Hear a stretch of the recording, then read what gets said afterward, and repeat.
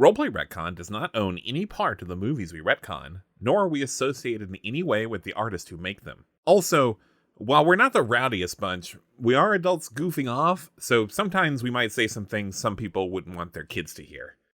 The music in this series was created by Ben Prunty. Check him out on Bandcamp or wherever you listen to music.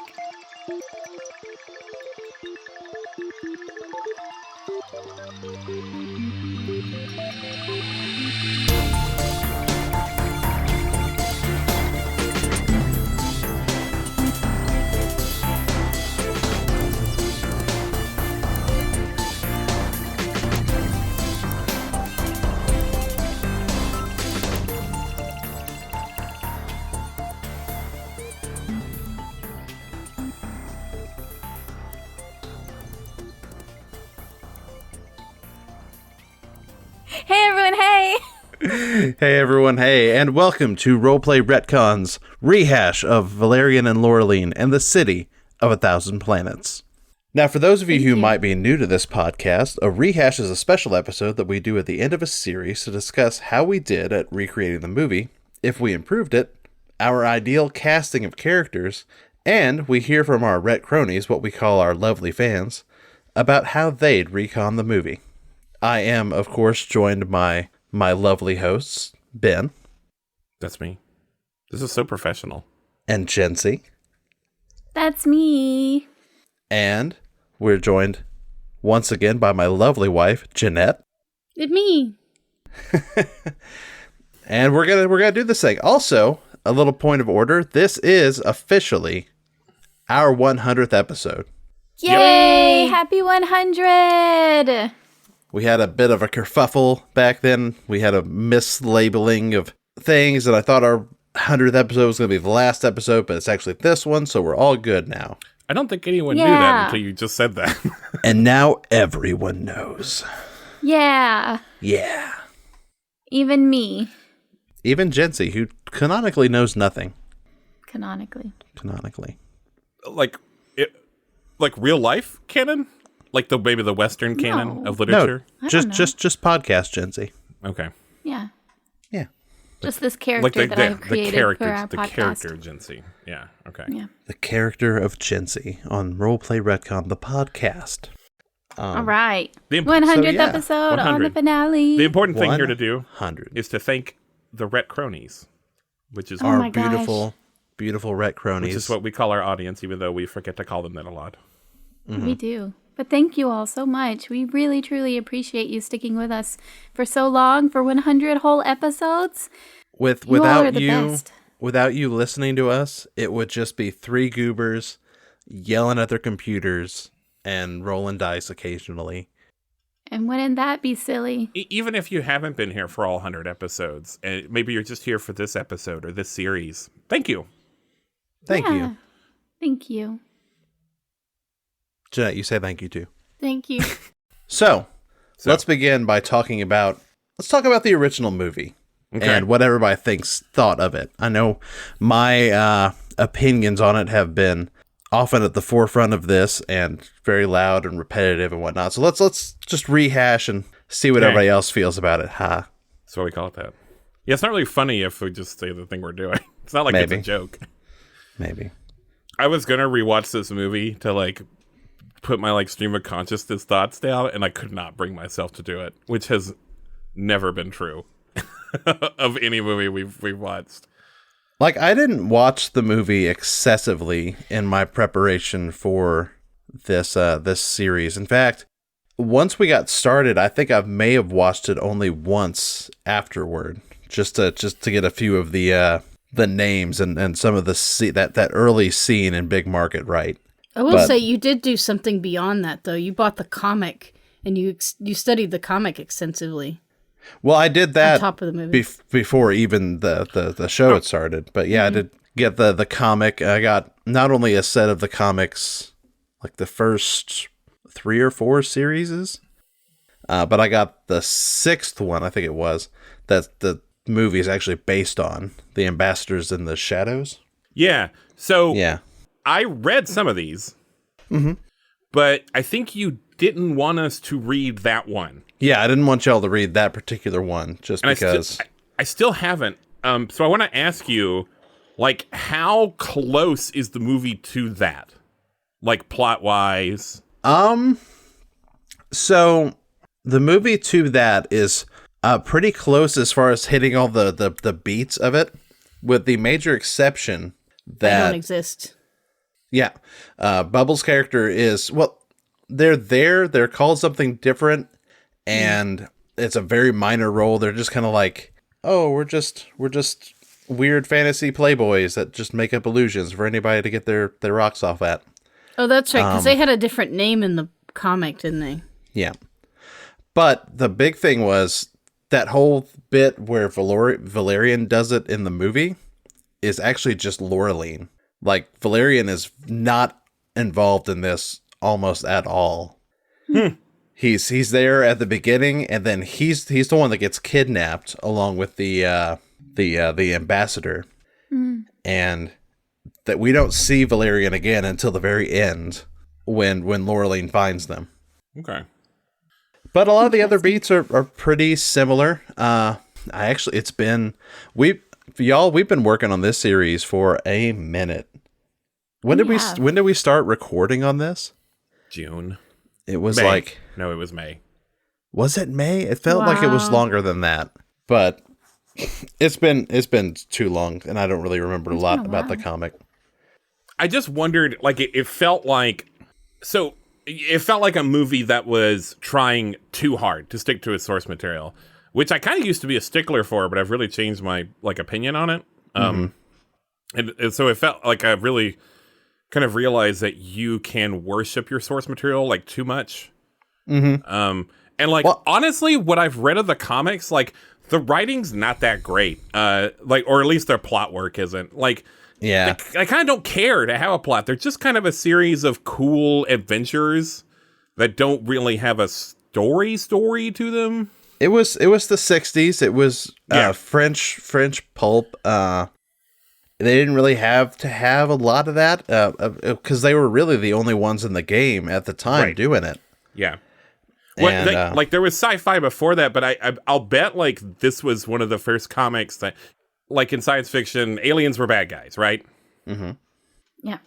And this is one that was, like, kind of portraying them as, like, an actual people. I even read one comic, do not remember the name of it, but I read an extra comic that, like, Laureline was kind of the star of. And it was about, like, this government that they work for, like, kind of trying to oust this indigenous people from their planet, and, like, Laureline, like, was having none of it. And, like, Valerian wasn't cool with it, but he was kind of like, it's kind of my job. He was kind of waffling on it, so they had sort of falling out in that.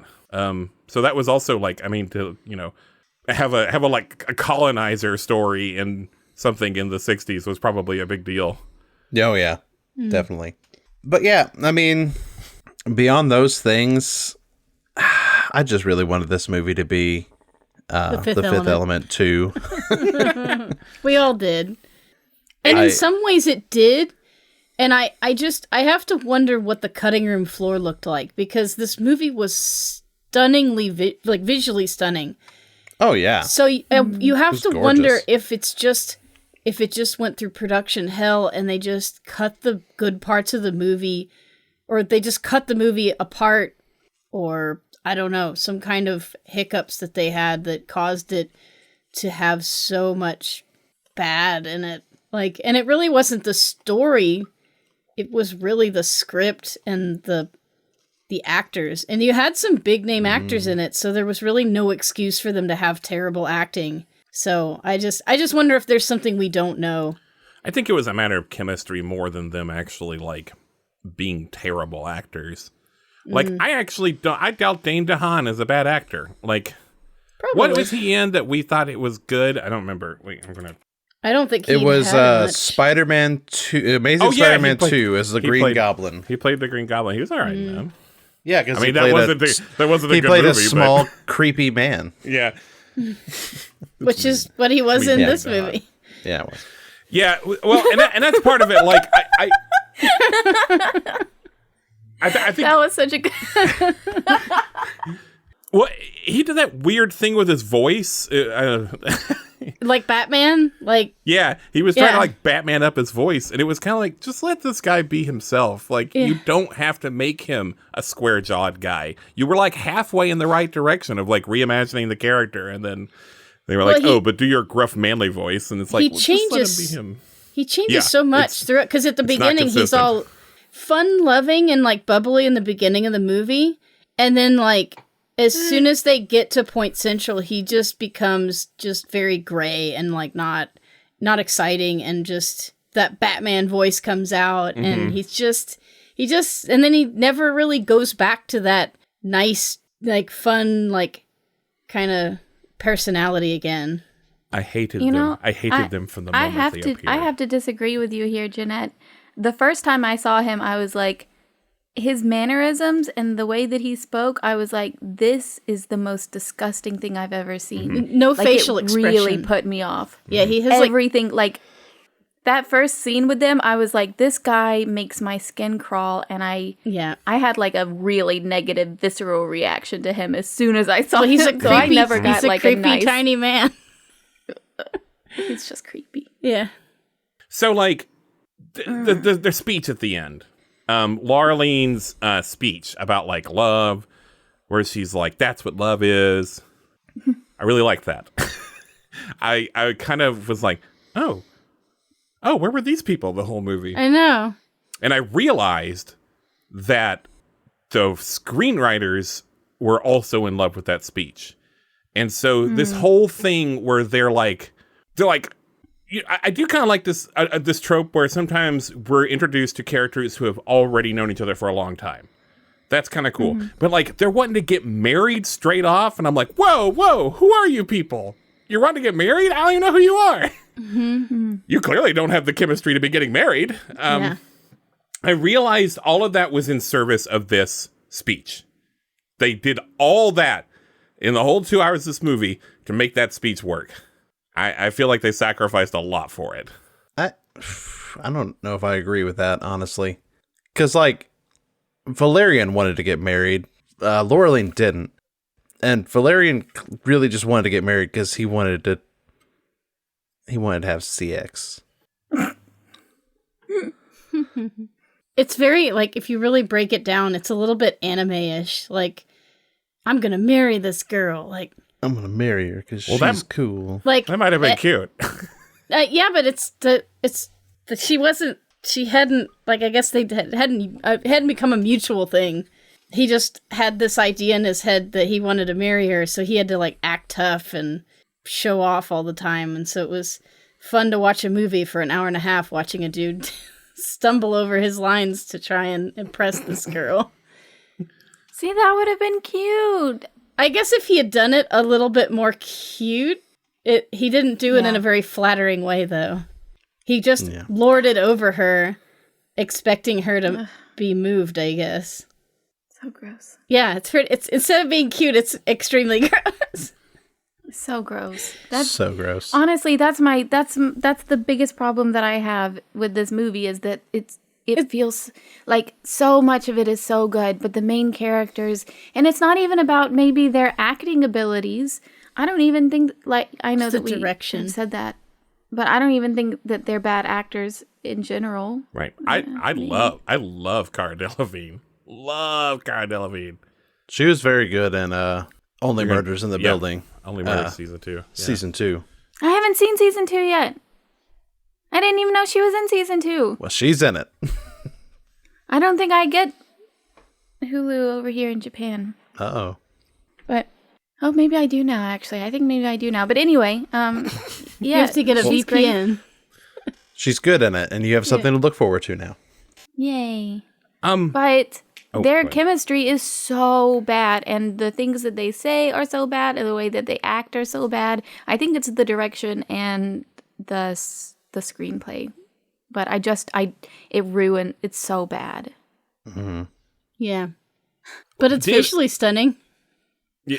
Yeah. I guess. there was some cool stuff in it, but like, I don't know, it was a lot of CG, and I guess it was good CG, but I felt like it was like a blue screen movie. I don't remember if we said this before, but when they came out with the trailer a year before this, like they had it announced, and it was going to be a year.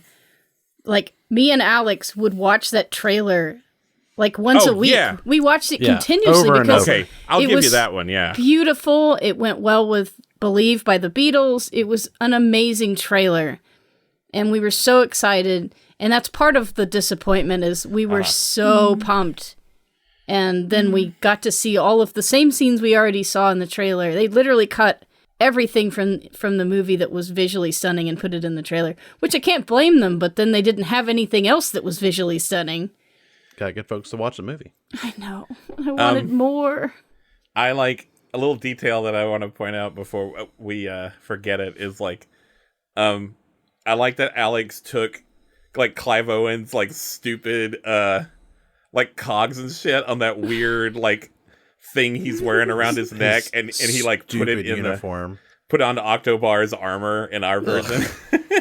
Ugh. It's so stupid. You said his Wordle score, and I just laughed. I just laughed out loud at that. That's. I feel like exactly right. I feel like I stole that joke from someone. Maybe. Maybe that came up in the. I'm gonna pull the ripcord on the movie discussion because we are of two minds with Roleplay Retcon. Let's talk about how we did. How do we think we did with the movie? Let's start with Jeanette first. What do you think? How do you think we did? I think we definitely did a better job with the character bubble because she was done dirty. 100%. She was done dirty in the movie. Rihanna did an amazing job. Like, I think people kind of downplayed her because she's not an actress. She's a pop star. But she was honestly the best actress in the entire movie. And she's only in the movie for a very brief time. And they really could have I think she could have saved the movie because she was a really good, like, mediator between all the characters. Mm-hmm. Mm-hmm. And then also, like, in the movie, they downplayed Laureline, and we did a better job of bringing that character up. We did a better job of balancing the character, which was a big flaw of the movie. Mm-hmm. What do you mean by balancing? Just instead of Valerian being numero uno and everyone being second, third, fourth, we kind of made it so we were all on the same level. Mm-hmm. Yeah, I agree with that. And the introduction of Mao, she wasn't in the movie, right? Right. Not a character like that. I think she was a good addition to the story. Yeah, she was kind of a quasi thing between Octobar in the movie. Octobar was the lesser general, and the shadow ambassador, as it were, from the comic that this was based off of. It's kind of an amalgamation of those characters. But in the movie, there wasn't actually anyone kidnapped, right? It was like a ruse, right? No, in the movie, Clive Owen's character was kidnapped. Mm-hmm. Oh, that's right, because he was a bad guy. Because he was the bad guy. I hope people know that they were going to get this movie spoiled for them when they started. Yeah, this spoilers. Everyone. I guess it seems obvious, but we didn't actually say it. Oops. Well, they shouldn't watch the movie anyways because it's bad. Yeah. They should just listen to this podcast. You're welcome, friends. Yeah. Actually, somebody said that to us. They said, like, hey, this is cool. Like, I actually don't know anything about this, so I'm kind of just enjoying it as, like, it's like you've done something original. Aww. Nice. That's cool. Nice. I will never do anything original. Never mind pixels, I guess. Yeah. Screw that movie. All right, Jency, what did you think? How did you think we did? Well, I think it was a vast improvement on the movie because, as I've said before, I think this is the least favorite of the movies that we've done. Wow. Not including Showgirls, because we didn't actually do that one. We just talked about that one, but that is Oh boy. I had fun watching Showgirls, even though the actual quality of the movie is truly bad. That's because you got to watch Showgirls with us in a room full of people. Chintzy had to watch Showgirls by themselves. And I keep forgetting about the truly upsetting, terrible, not fun scene at the end. Like, even if the rest of the movie was bad, that one scene just makes it extremely upsetting, and it's possibly the worst thing you guys have ever done. But we're not talking about Showgirls. Yeah, that's right. Sorry. We're blocking it from our memories. Sorry. Yeah, so this movie was bad and I hated it. I feel like we did a much better job in all ways. Yeah. But I really liked the addition of Mal.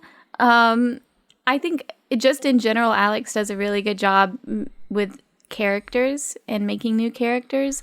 So even all of the little NPCs that we came up against, they were all really great. I love that we even connected with that random NPC.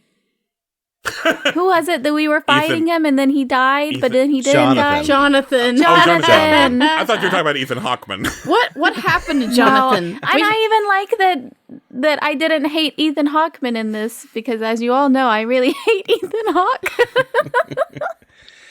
Sorry, Ethan Hawke. He's not listening to this, but maybe that's not a nice thing to say about someone you don't know. But I don't. Our one celebrity that liked the show and was going to promote us, and now we've lost it.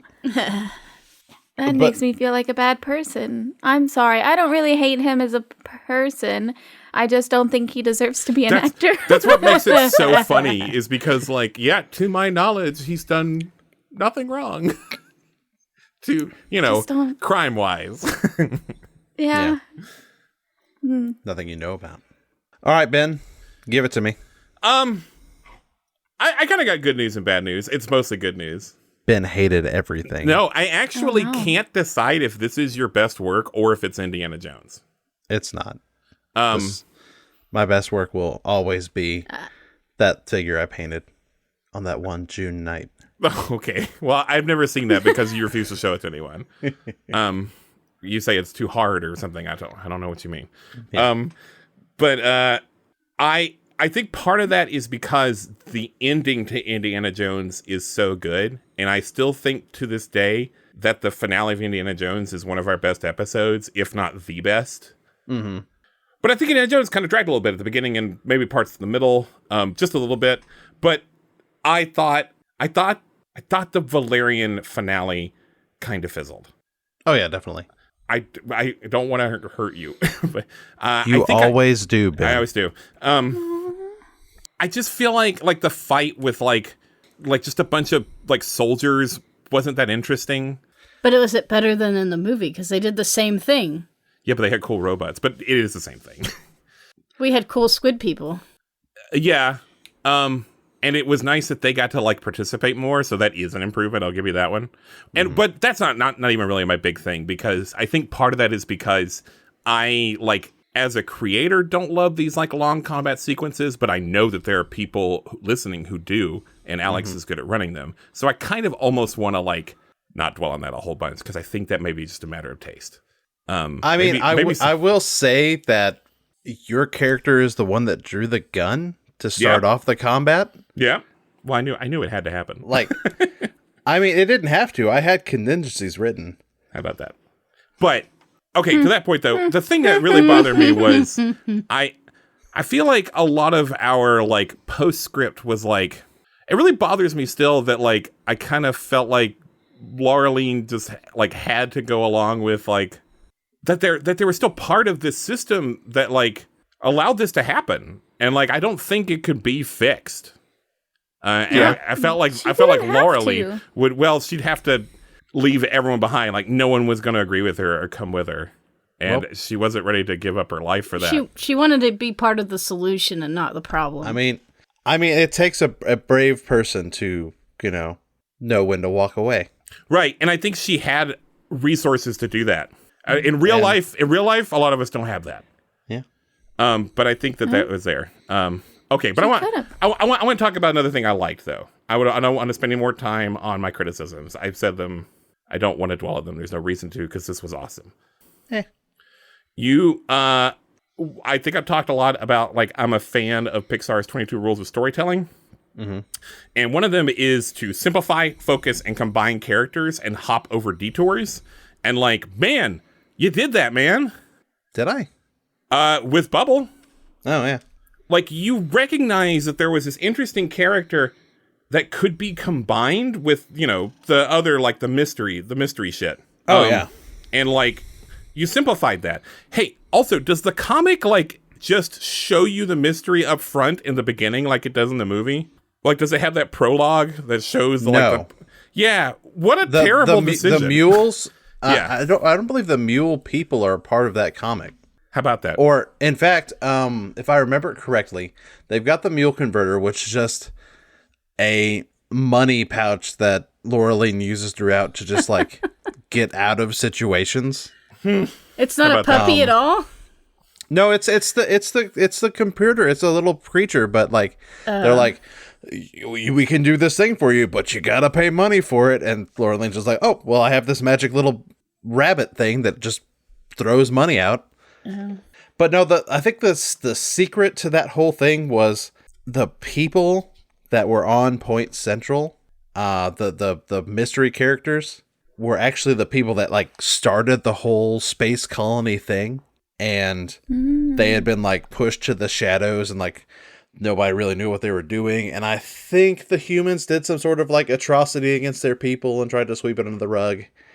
And is that you said there was, like, an indigenous species? Yeah, it's them. Okay.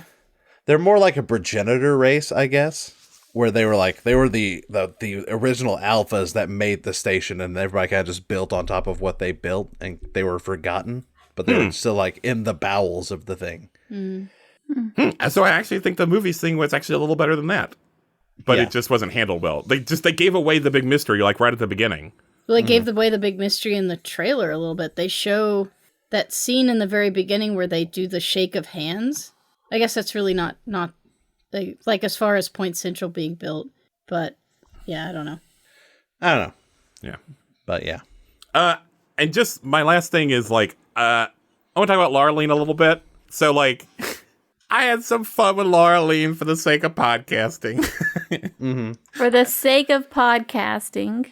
I don't think that she should be that cartoonishly French in, like, if we were really making a movie, she should not be that cartoonishly French, and she definitely shouldn't be, like, She-Hulk style, like, talking to the camera, which is funny when She-Hulk does it, but like, still, I do think, I just want to talk, you know, pat myself on the back a little bit, pat. I think the movie maybe takes itself a little too seriously. Oh, yeah. Yeah. That's one of the reasons Fifth Element's so fun. Yeah. God, I love that movie. Well, and they do, I think that's where they touch that point a couple of times in Valerian, but it goes away. Where the Fifth Element, it's very consistent throughout the whole film. You know, you've got caricature characters like Zorg and the clergy guys and the alien. You've got all these great characters that just stay fun and almost cliche in some points. And Valerian is just like, it just goes away when Valerian opens his mouth. Also, so in the comics, like, Valerian and Laureline's character, like, relationship is, like, not explicitly defined. At least not for a long time. It's definitely romantic, like, it's definitely flirty and stuff, but they're never, like, explicitly a couple, or, like, they don't say they're, like, dating or anything, because I guess it's kind of a French thing, you know. But they go on, like, picnics together, and sometimes they kiss. And so why do they need to say that they're a couple? They don't. If they clearly are. They don't. That's what I'm saying. That's better. I really love that. I really love how they do, like, the romance between, and they're also more than that in the comics. They're not. They really are truly, like, partners. And that's why, I think that's why, that, like, all that really pushes the buttons for me. And, like, I don't completely hate the idea of making it a little more explicit and making it, like, more out loud, but them just launching straight into history's most uncomfortable marriage proposals, I think is why it really, like hurt me. So, I liked our cute little, like, you know, low fidelity romance stuff we had in here. Lo-fi romance. Hip-hop, Lo-fi romance. Sci-fi, lo-fi, hip-hop romance. Lo-fi romance that you can study too. All right. I'm going to stop rambling. I have more notes, but I think people are probably glazing over at this point. I'm sorry, what was that? Do you want me to repeat how I think people are bored by me? Oh, you're joking. I just got the joke. Cool boy. Got him. Yeah, that's ladies and gentlemen. That's gonna be on me. See, I'm just so used to it. All right. I'm sorry, Ben. I don't know. I think that one was provoked. I'm sorry. Sometimes you guys do mean things to me unprovoked, but I think that one was warranted. It's true. Like, I can't be boring and then say, was that boring? And you go, yes, it was boring. And I can't, be mad about that. No, it wasn't boring. I was just kidding. I'm sorry. It'll be all right. Okay. I say, who has no stakes in it? Alex. Hi. Off mic here. I mean, I'm on mic, but you know what I mean. Just aside, I forgot to put in the script that we should talk about Starfinder. I see that. Okay, good. It's going to be in there. I added it. Wait. Very recently. Wait, also off mic. Alex, have you talked about, maybe this is also on mic, I don't know. Alex, have you talked about your thoughts? Mm-hmm. I hadn't. Well, we want to hear your thoughts. Boy, my thoughts. Yeah. You know, there are three people living inside of my head right now, or during our production of Valerian and Laureline in the City of 1,000 Planets. There's the Alex over in the corner who really wanted to do a good job, and he had all these plans to make it like the Fifth Element, and he wanted to, really explore Point Central, and see all the different biomes that there would be, and put all these different alien races in there, and he wanted to put spaceship battles and car chases and a lot of this really interesting espionage and intrigue in there. But then there's another Alex over in the corner the opposite corner, who really liked sitting on the couch and playing MechWarrior Online and eating Doritos and stuff and not doing any preparation and such. And then there was a third Alex in the triangular other corner of this room, who constantly had Ben in his ear telling him how long and boring this series was going to be. And so I feel for that, Alex. That did not happen. That did happen during Dungeons and Dragons. It happened at least 3 times during Valerian. This series sure is dragging. I did tell you occasionally that you could work on your pacing. I suppose I did do that. But yeah, so what you got was a middling of all those things where I had all these ideas, but I did not plan them. You really cared about this series, though. I mean, I did and I didn't, to this weird degree. I thought we did a lot of fun things. Mm-hmm. I don't know if we did better than the movie.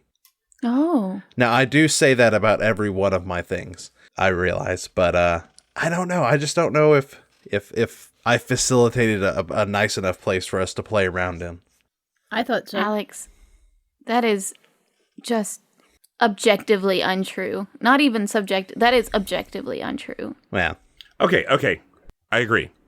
But I also kind of think I see where you're coming from. Because is it possible this was DOA?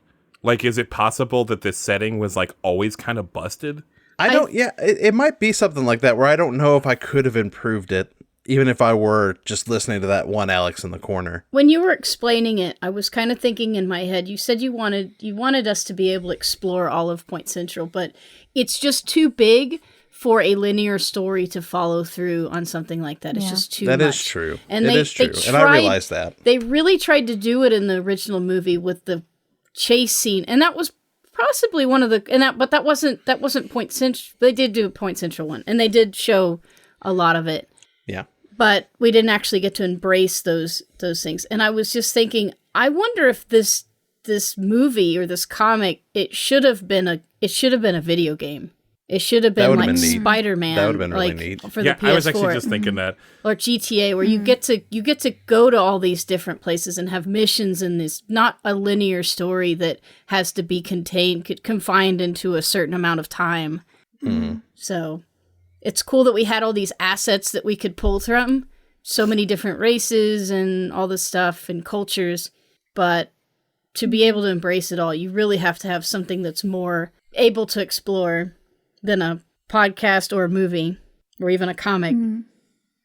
And that leads me into my next point, which was the vessel we used to bring Valerian and Laureline to life, which was Starfinder. And y'all, we know that I like the crunchy systems. I like math numbers, and I like a lot of rules and clear set boundaries. And boy, was there a lot of that in Starfinder. It was the kettle cooked. It was the kettle cooked chip of RPGs. The crunchiest. I don't know if it's Starfinder's like 100% Starfinder's fault. I tried to read into Starfinder. That main book is 600 plus pages, y'all. I never felt like you fumbled. And well, you know what? You know why that has been? Because I'm stuff. I made up a lot of the rules on the spot. Like a peek behind the curtain. Every single enemy y'all fought was written down on the paper as this guy. He's got this AC. He has this to his attack. He does this much damage, and he's got this much hit points. I did not look up a single enemy in any kind of like monster manual for this. I just made everything up. Nice. And like I quickly had to like vastly adjust how I do skill set DCs because Chintzy, Valerian has plus 15 to like all skills. Yeah, it's wild, right? Y'all are level 6 and you have a plus 15 to all skills. Kind of makes me think one of us did this wrong. It could have been me. I mean, I helped y'all make, well, no.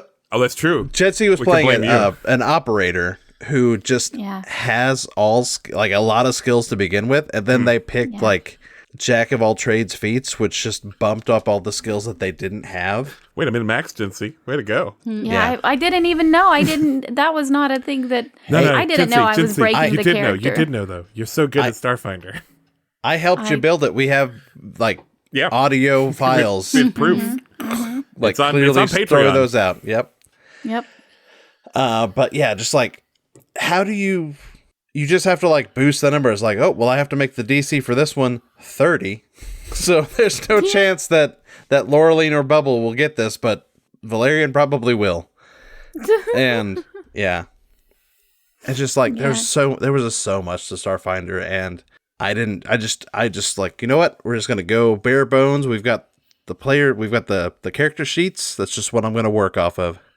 I thought it was wild that they had a race in Starfinder that's literally the character Bubble.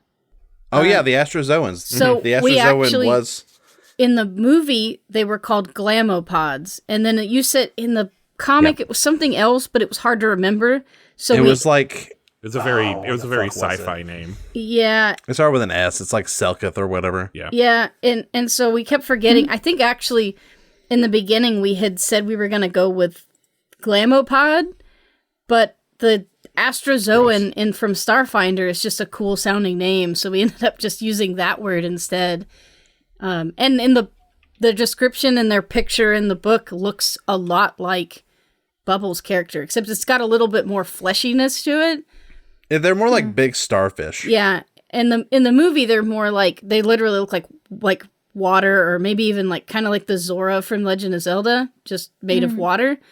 And in the book, the Astrozoans are kind of like those starfish from that Suicide Squad movie. Just like walking sentient starfish. In the comic book, they were called Suffus. Yeah, Selkath, that's a Star Wars thing, right? Yeah. Yeah, Selkath was Knights of the Old Republic. You hated those because they sounded like water. I hated them. hated them so much. It was a good decision to play a Paizo game, though. Oh, yeah, definitely. Yeah. I mean, I guarantee you there's good bones here. I just did not do the work necessary to uncover them. Also, like, I'm a very, like, low-level DM. I DM, like, low-level stuff a lot of the times. Starting y'all at 6 and how 6 just, like, ramped the hell up really put me out of my element. Okay, yeah. That's... So... I know that there's like a huge debate in TTRPG circles where people have like really hard opinions about whether they prefer Pathfinder / Starfinder to D&D. And I'm definitely one of those like, I'm begging you to play other games types when it comes to D&D. And I like to shit on D&D because, you know, it's tactical flavor RPG is not my favorite kind. But like, this made me appreciate D&D a little bit. Maybe a lot of bit. Maybe a lot. I think this maybe, like you're saying, Starfinder is maybe good for like a long, huge campaign where you treat it like your damn full-time job to like make this stuff. And maybe it's fun if you level up more or commit to the details, which you can't do with this show. And like you said, you like to keep it low level, which I like actually very, very much respect and also agree can be fun. But like to D&D's credit, it has cool stuff at low levels. And you can play it at low level, and D&D is actually kind of modular. You can play a short campaign with it, or you can go, 40 fucking years with it. Like, I feel like Starfinder didn't have any options for doing that. And, like, I also felt like Starfinder didn't give me anything cool to do, and I didn't have options for doing cool things. And, like, I don't know, in D&D, like, when I roll that die, I feel like I'm a fucking wizard shooting my fireballs. I roll my dice and I feel it. And I didn't feel like I was a cool space ranger shooting my cool space gun. And like, I do not think that's Alex's fault. And I would say if I did. Right. I was just about to say, I think Alex did a really good job of giving us cool space guns. Yeah, but the cool stuff, even he had to hack. Yeah. Yeah. Yeah. Like the cool stuff that we had, Alex did a good job of giving us that. But like, without that, like, we couldn't do any cool stuff. We had the extra and items. Some of it we fudged a little bit. Yeah, y'all had some cool stuff. Y'all just forgot to use them. Yeah, I used the jumpy boots on the very last episode. And there was the stasis field I never used. There was the rebreather that I never used. I think there was a lot to this. I'm going to say I'm the opposite. I've played a lot, being Alex's wife. My wife. We've played a lot of D&D. We've played a lot of 5th edition, 3.5, 4, right? What's all the 4th edition? 4th edition, yeah, 4th edition. Dabbled in this 5e. Feels exactly the same to me. I know probably like, don't hate me, but that's how I feel like playing this. I was like, oh yeah, I get this. I've played a lot of other kinds of tabletops, and I'm totally lost. Like the Star Wars D&D, I'm just like, I have to get Alex to like help me because I just don't even know how to do my rolls. And this one I'm like, oh yeah, I got, D20. She's referring to the Fantasy Flights Star Wars game that had the weird dice with like the symbols that you had to compare and mark off. They love using their own dice, don't they? God, they love using their own dice. Awful. Yeah. There's like a generic version of that now. Oh yeah. But yeah, it's just a very being from D&D and then going into Starfinder, it was very comfortable for me. Well, they have a lot of the same bones since the people that make people that made Starfinder and Pathfinder split from Wizards of the Coast with they're like 3.5, I think it was. They're like the Don Bluth and Disney, like they didn't care for how Wizards was going with all the stuff they were doing for 4th edition, and in a lot of ways they were right, because 4th edition was like, I liked 4th edition as just like a game set. It was weird.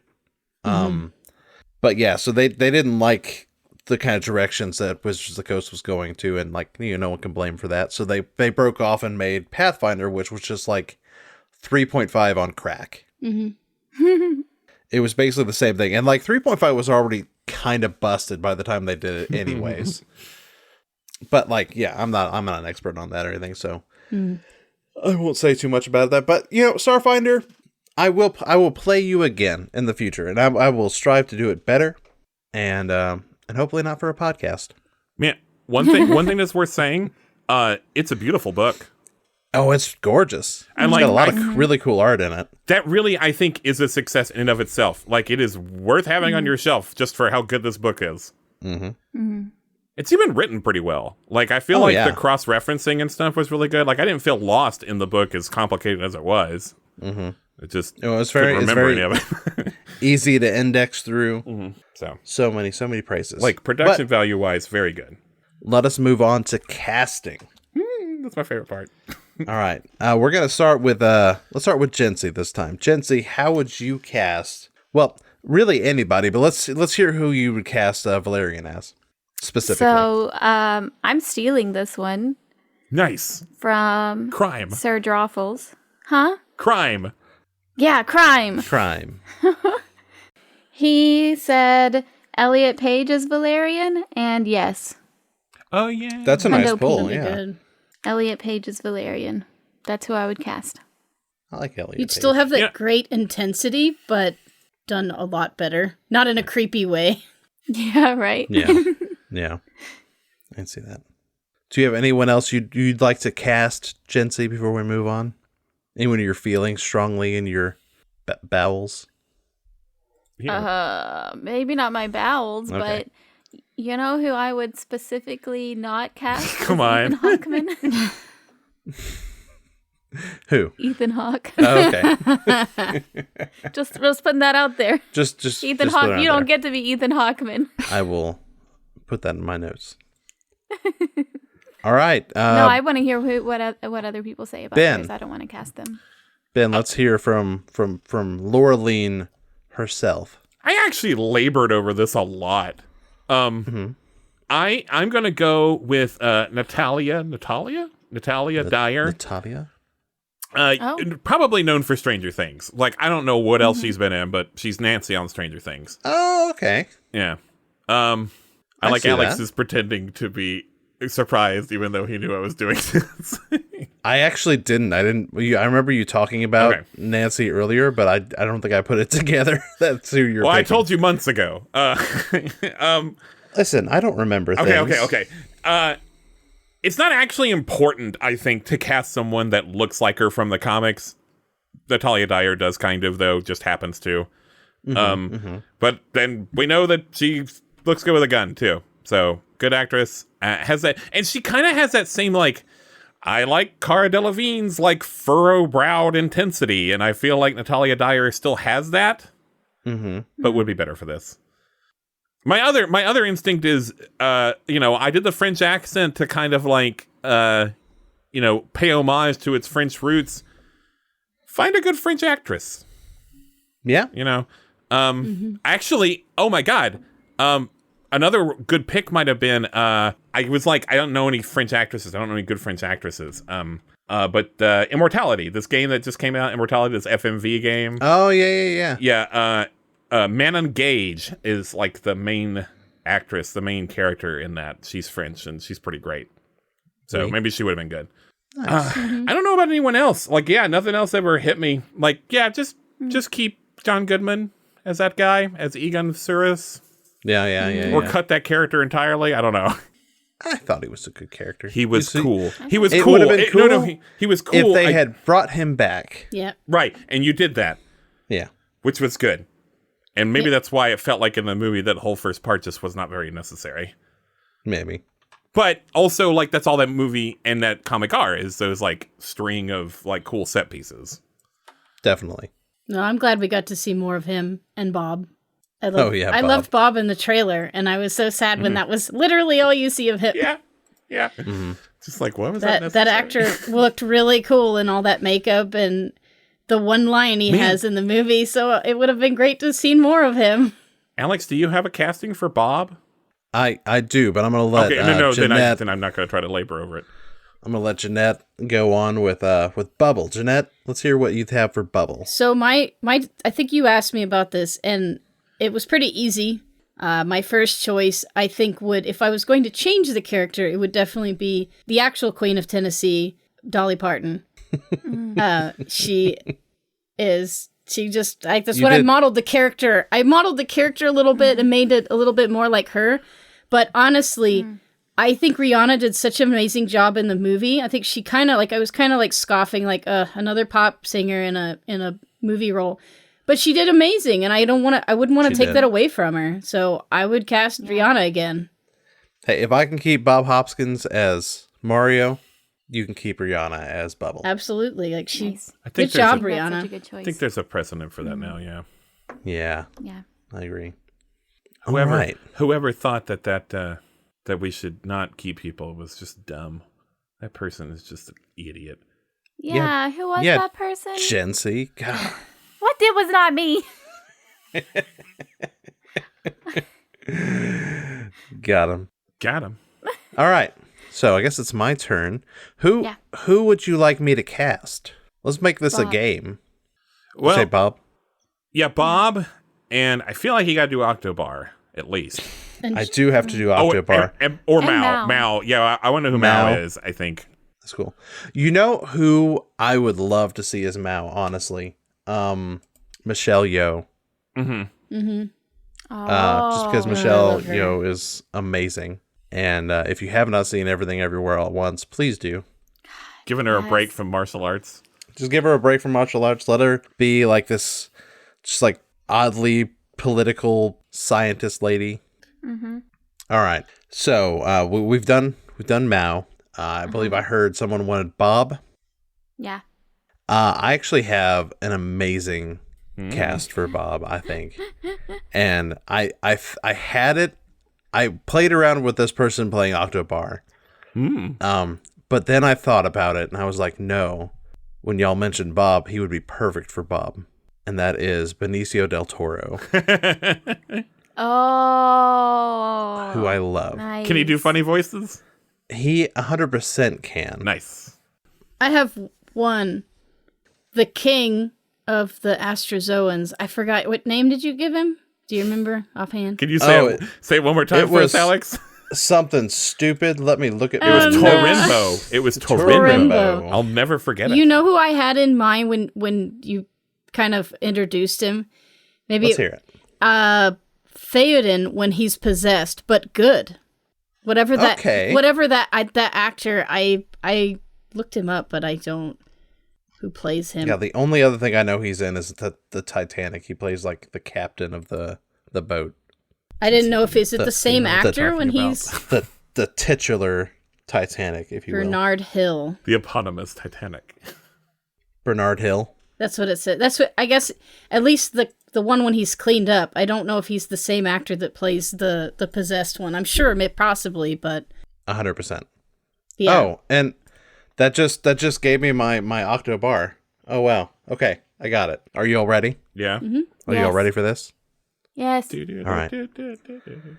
It's another Luc Besson favorite. Been in a good bit of his movies. Gary Oldman.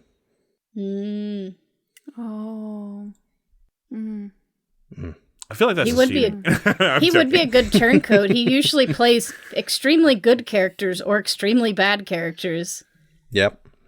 He runs the spectrum. You were allowed the A-lister this time. He's amazing. I can do what I want. I mean, you're replacing Clive Owen. Yeah. Who is considered an A-lister. Get that hack out of here. Is he? He's an A-lister, right? An A-lister? Not he anymore. was for about 5 minutes. Yeah, he really was. And then he kind of like disappeared, and then he showed up again for 5 minutes of Valerian, and then disappeared again. He had that moment in the mid 2000s where he was in he was in King Arthur. He was in Shoot 'Em Up. He was in Children of Men. His Children magnum of Men. opus. He was in Sin City. He was in a lot of things. Mm-hmm. Shoot 'Em Up was a wild movie. Then he kind of just stopped. Yeah, he got Sam Worthington. And then he did Valerian. Yeah. Yep. He's like, I need to buy another castle. And then some idiot cast him as Indiana Jones. It was awesome. I like Clive Owen. He's all right. Clive Owen's a good dude. No disrespect. He was good. He was actually kind of good in the movie. Oh yeah. I've had to defend him because of his role in Sin City a lot, but I actually liked him in Sin City, and a lot of people didn't like him. Sin City too. Sin City stresses me out. He was in Sin City 2? I didn't say. I never saw Sin City 2 because I heard it was bad, and I loved the first movie too much. Yeah. Anyway. I never watched the second one. I haven't either. Maybe it should be on the list. When I said I love Sin City too, I meant I love Sin City also. I know. I know. Apart from that, the only other person I'd cast would be Ethan Hawkeman as Ethan Hawke. The other way around. Ah! Do you mean the other way around? No, I mean like Ethan Hawkeman would play Ethan Hawke in the movie. Stuffed into a human suit. Yeah. Just a big bird man just be like, wah! I like clams and the piano. You sound just like Ethan Hawke. It's amazing. Oh, man. A lot of fun character work in this particular Shazam. Yeah. Well, you expanded on characters and then you made new ones. What's some of the after the movie, like, this person's doing this, and like what's Jonathan doing now? Jonathan died of his wounds. Amazing. I'm kidding. No. I really wanted Jonathan to die. But then we wouldn't let you. Here comes Laureline like, oh, let me just roll like 50 on my medical check. And they're like, well, I guess he has to live now because of these stupid numbers in this game. Okay, but that's Starfinder's fault because I was fucking invincible. Yeah, I know. Yeah, sometimes I would roll a 2 and get, a 17. We got pretty bloody. That last battle was pretty intense. Like, I came pretty close. I ramped up the numbers. Like that whole like spray thing. I was just making up numbers. I was like, oh, this one does. Yeah, that'll be half of Jeanette's health. Oh my God, it was so harsh. Don't tell the audience that. Y'all, I cheated so much in this game. Please don't tell our audience how much we play Calvin Ball when we make these things. Usually we don't, but in this one, like certain things had to happen. I full on denied Jency a natural 20. Oh yeah. And you'll hear that in the bloops. Yeah, it was when they're covered in the goo and they're like, "Oh, let me make a roll to like see if I can resist it." And they were like, "Nat 20." And I was like, "Oh, cool. I'm not giving you that roll." No, I appreciated it because the first battles they were like, "Okay, well, we're just walking right through this." And then the final battle, it felt like we actually had stakes. Like, I was like, oh shit, I might die. And I don't want, the king to die, and I don't want Jolene to die. And so I'm like, there were actual literally stakes on the table. Yeah. I debated on killing the king too. But again, he made his rolls. So. Oh, you didn't cheat those? I didn't cheat those, no. I just cheated you, Jency. Oh, I see. But yeah, anybody else y'all want cast? Yeah. Yeah. The little, those are my favorites. The carpet salesman. DeMario was Channing Tatum. Yeah, it'll have to. So DeMario is a dude? I mean, not necessarily. Okay. What about Channing Tatum's a versatile actor. What about the carpet salesman? What about the Flargoldson seller? What? The one, the pottery, the weird pottery. I don't remember what it was called. Oh, the plate guy. That guy was funny. Yeah, the plate guy. Oh man, we had so many fun characters. All about that guy. That guy's Wallace Shawn. Yeah, 100%. Jeanette, you wanted to know about the carpet salesman? Yeah. Do you know that? Have y'all seen According to Jim? Shit. No. With Jim Belushi? Yeah, some of it. No. Do you know his, like, quote-unquote brother? Yeah, the blonde guy. The blonde guy. I imagine him as it. It's pretty good. Yeah. I thought of someone who's also, like, they're kind of famous for doing weird voices, and that's Alan Tudyk. I do love me some Alan Tudyk. He would be the weird. Are we allowed to cast people twice? Was he already someone? He was Gino. Oh, we cast him as Gino. I mean, I don't see why not. That's different series. I'm not saying we can't. I'm just asking. They're allowed to have 2 jobs. He often does that. I mean, Simon Pegg's usually in like 15 different things, little things. He didn't like fucking retire after Wreck-It Ralph. Yeah. I'm trying to think of who I could cast as the big market guy. Oh, yeah. These are such minor characters. He didn't even have a name. Sacha Baron Cohen. No, he did.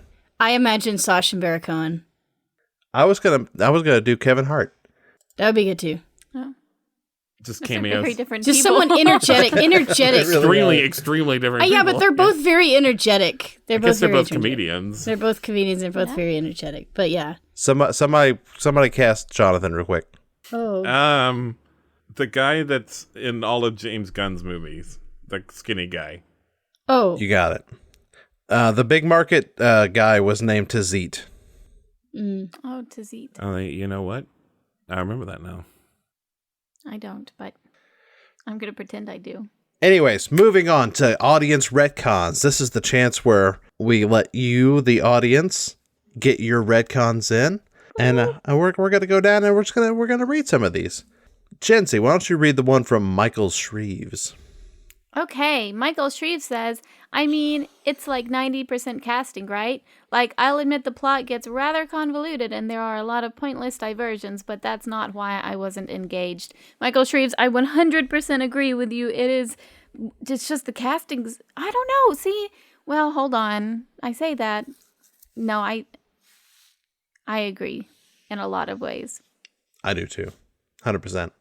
Jeanette, why don't you hit us with Dungeoneering with Jason from Instagram? Dungeoneering with Jason from Instagram says different lead actors would be a good start. I promise these don't all say that. Every one of these says the exact same thing, audience. I mean, that was the Ben, big problem. Why don't you prove us wrong with Sir Droffles the Fourth? So Sir Droffles the Fourth, which is the same Sir Droffles we talked about earlier. His real name is Eddie Jensen. He's the artist for the webcomic Grappleseed. He says, I just wanted them to build the entire movie around the dimension-switching gun at the start because that was cool as shit. That was a really fun scene. It was a cool idea. I tried to keep a little bit of that in the... You kind of forgot. I kind of did forget at various points. I'm like, oh yeah, you guys are in a different dimension. We'll fix that. You have a spray that you put on your guns that allows them to go into the other dimension. Dimensional spray. Which was the thing in the movie, but then I switched it to like, no, they have a switch so they work in other dimensions. It was lazy writing by me, but hey, that's what we're here for, baby.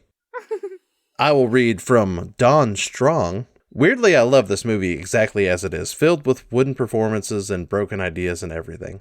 It's my go-to example for a great movie that isn't very good, because Luc Besson's commitment to it is obsessive to a point of audacity. It's a true everything plus the kitchen sink movie. There's always one. Mm-hmm. Did you hear me stumble over the audacity of it? The audacity. The audacity. I was like, that can't be it. That's what I'm using to record this, but no. That's what it was. By the way, it was Sean Gunn. I can't believe his brother, his fucking brother. Oh, Sean Gunn. Yeah, that's who I was talking about earlier. That's the skinny guy that's in all James Gunn movies, and it's because they're brothers. So. Yeah, I was going to say, you mean his brother, but then we just kept doing it. Sorry, I couldn't let that go without saying that guy's name. It's okay. Jency, take us home with the advert from Mr. Universe. Mr. Universe from Discord and several interesting tech podcasts on modern.technology. AKA Rob. Says, yeah, we love him. Mm-hmm. He says, is make a different movie a valid rehash suggestion? If I were 2010's Luc Besson, I'd have just made something else explicitly in the Fifth Element universe instead of this. Maybe no Lilo or Corbin Dallas, but a screechy, complaining phone call from Corbin's mom would have been welcome. Perhaps the further adventures of Aziz, now grown up and no longer reflecting light for a living. Or the follow-up everyone surely wants to see and hear, Ruby Rod against the Galactic Crime League. Mm-hmm. There was a lot of talk about this being a spiritual successor to Fifth Element, and it being an adaptation of one of the things which inspired Fifth Element, and I feel like a lot of the audience went in expecting a thing more like the other thing. It's like if in 1980, instead of doing Empire Strikes Back, George Lucas had made a big-budget adaptation of the old Commando Cody serials, which had partially inspired Star Wars in the first place. Yeah. Take a breath. I 100% agree, Mr. Universe. I wanted it so much to be Fifth Element 2, because the Fifth Element is legit my favorite movie. bar none. I just everything about that movie I love. And oh man, it disappointed me so much that this is what we got. Do you mean you literally wanted a sequel to it? Like spiritual successor was not good enough for you? No, I think a spiritual success, a spirit, yes, like a spinoff. A spiritual successor would have been just fine. It didn't need to be Fifth Element 2, but I wanted it to be the exact same movie. If that makes any sense. I think he really thought it was when he was done with it. Is the thing. They have a lot of the same plot beats. Like, there's even a part in both of them where a blue alien performer dies tragically in the, like, service of the plot. Yeah. Well, and I know I keep saying this, but visually, it looked a lot like The Fifth Element. With some graphic upgrades. Well, yeah. I mean, Fifth Element was... It's just a good flick. I love it. I'm going to go watch it after we're done here. Yeah, I should have watched that before doing this, not Fifth Element. Just been like, I love Valerian. I love the part where he's doing the noodle bar at his window. Oh, yeah. Wait, was that the other movie? I don't know. I don't know why I have a southern accent in the other universe. Oh. But, well, that's all I have to say about Valerian and Laureline and the City of 1,000 Planets. I, for one, am real glad we're putting this one to bed. Good night, sweet Me prince. too. Good night, the movie that possibly birthed our podcast. I know, yeah.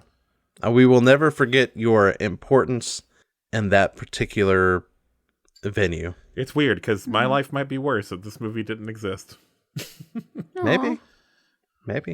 Ben, why don't you take us home with what's coming up in Roleplay Retcon news? We have a lot of stuff coming up. For most of you, I think, maybe a lot of you. The next episode is a recording of a live show we did in our Discord. If you missed that, you still get to hear it. We did the Country Bears using Honey Heist. Depending on how our release schedule goes out, we'll either do a rehash on that for Patreon or we'll put on the feed, probably Patreon though. That's where we'll keep all of our feelings inside right now about how this movie is actually really, really funny. Yeah. The jokes are so good. Jency, have you watched that yet? No, I haven't watched it yet. We need to get you on that because I think you would adore this movie. Yeah, before we do the live show last week. Oh, whoops. Anyway, that's just one episode, though. After that is, between our big series, we do a one-shot, like we did with Meet Dave and The Bodyguard. This time, we're going to do Small Soldiers. Yeah. I love that movie. It had a little charm. There are also some good things. I hate that movie. Yeah, I love that movie. Honestly, the little animatronics and stuff hold up, but otherwise, no, I didn't care. But anyway, back when we started, this game maker that makes some fucking awesome RPGs called Wannabe Games made a game like for us to use to remake Small Soldiers, and we haven't done it. It's been like 4 years and we haven't done it. So we're going to finally do that. It's called Some Assembly Required. It's this one-page RPG where you play as toys. And Jess from Wannabe Games is going to be our guest star. We haven't recorded that yet, but it's hoping to do that here in the next week or two. And then after that, Jency, what are you doing? I'm doing Phantom of the Opera.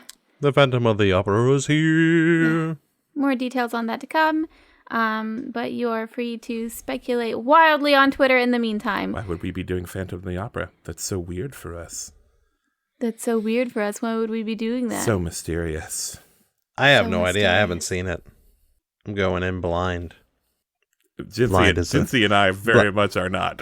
Blind I know why I'm doing this. Blind as a phantom? Are phantoms blind? I don't know. There gotta be some, right? I mean, sure, yeah. I don't think like as a rule, though, no. Finally, I'd like to say goodbye to Jeanette, a.k.a. I'm like, yeah, okay, that's how I have it written in the outline, but... You're married. That's your wife. Jeanette, we will never see you again. God, we're really gonna It was nice. You have to get dropped onto the island where all of our former guest stars go to live the rest of their lives. Yep. A little behind the scenes, this podcast has destroyed our marriage. Oh, no. And yeah, it's all your fault. I can visit for Roleplay Retcon Con. But no, we are saying goodbye to my wife, Jeanette. from a podcast standpoint, from the series. Oh, I don't know. She's been on it before. She may be on it again. I'm the roleplay. I guarantee you. I'm the roleplay retcon roadie. I'll be back. She'll be back. She'll be in the background, laughing at me, and just the things that I do. Or your cats. It's sometimes hard to tell. It says here to make sure to talk about Illustratober. Let's let Jeanette talk about Illustratober. Jeanette, what are you doing this year for your Illustratober? So I guess I'll explain what Illustratober is. It's just there's a social media phenomena where everybody draws a piece, an ink piece or whatever, digital drawing every day in the month of October. And every day. Sometimes I follow the lists. There's all these lists that fly around that people do. Some people do like Halloween-tober. There's Horror-tober. There's all these different kinds where you can follow. You'll get a prompt for each day. And I've sometimes followed that. I've done tarot cards. I've done a lot of Norman Rockwell parodies. Those are a lot of fun. And this year, are my favorites. I'm kind of doing something special for my husband. Hi. And I'm doing... Wait. Who? My husband. Yeah, it's not as cool. It's not as cool.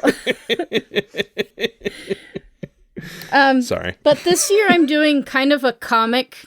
Every day it's a new panel for this comic that is Star Goblins. And it's just Star Goblins. Some goblins. Like I made some characters up and I've got them kind of going on a space adventure. And I have no idea where it's going, but every day I have to set aside time to draw a piece. And I'm excited about it. So yeah, you can follow me on Instagram. I'm ink.spitter on Instagram. I actually just started a TikTok to do time-lapse videos of my drawing. So you'll see where I start the sketch and I ink it and then I do the coloring from start to finish on my TikTok. My TikTok is ink_spitter. And there you can, if you find one, you can find the other. So if you're interested in that, you can find me there. And nice. Yeah, that's pretty much it. Yeah. All right. Jeanette has also done our Roleplay Retcon emblem and a lot of other cool stuff for us in that vein. So, everyone, when you get a chance, give Jeanette a round of applause. And some money. Yeah. Throw her like $1. I don't know. Buy me a coffee. Buy me a coffee. This also marks a final goodbye to our buddy Ben Prunty, whose soundtrack has graced us through this entire series. It's been real nice. It's been magical. Yeah, he also has to go to the island, unfortunately. Yeah. Sorry, Ben. I listen to his music regularly, so when I hear the music on the podcast, I'm like, am I listening to a podcast or am I listening to my music? I don't remember. If you haven't heard me say it 20,000 times during this series, Ben Prunty is a composer, musician, genius who does music for games like Into the Breach, Faster Than Light, FTL. He did the music for one of the swimmy around games. The Subnautica Sub-Zero. Subnautica Sub-Zero, which is the second one, not the first one. Not the first one. Sub-Zero. Yeah. And you can find all his music on Bandcamp, and it's super cool, and you should give him a listen. You can actually get, this is his pinned tweet, you can get his soundtrack to the game Into the Breach for free on SoundCloud. Well, then I'm heading to SoundCloud right now. Mm-hmm. The music we used was from an album called Chromatic T-Rex. And just like, hey, just to give you like a pro tip, like we asked him for permission because we just always do. But that album is just cool for anyone to use if you give him proper credit. Yeah, just shoot him an email, be like, hey, can I use this music? And he'll be like, yeah, dog, whatever. All right. Well, thank you all again for joining us here at this rehash episode of Valerian and Laureline in the City of 1,000 Planets. And from all of us here at Roleplay Retcon, I want to wish you a goodbye kisses. Bye kisses. Goodbye. Oh, well, dang it. You have to say it last, though. I mean, I will when everybody says goodbye. I say goodbye. Bye, y'all. Bye. Goodbye. Bye. Bye. Bye kisses. Bye kisses. Bye kisses. Hey, Jency. Stinky. Hey, Jency.